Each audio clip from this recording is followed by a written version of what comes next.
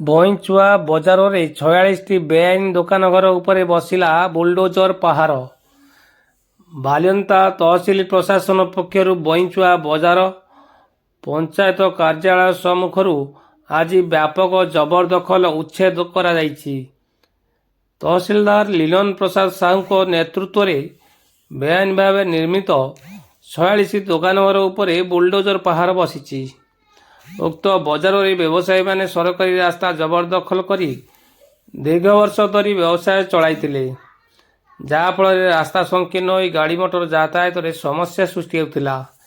ଏମିତିକି 108 ଆମ୍ବୁଲାନ୍ସ ଓ ଅଗ୍ନିଶମ ବାହିନୀ ଗାଡ଼ି ଯାତାୟାତରେ ମଧ୍ୟ ବହୁ ଅସୁବିଧା ସୃଷ୍ଟି ହେଉଥିଲା। ତହସିଲ କାର୍ଯ୍ୟାଳୟ ପକ୍ଷରୁ ମୋଟ 47 ଜଣ ବ୍ୟବସାୟୀମାନଙ୍କୁ ନୋଟିସ ମାଧ୍ୟମରେ ତାଗିଦ କରାଯାଇଥିଲା।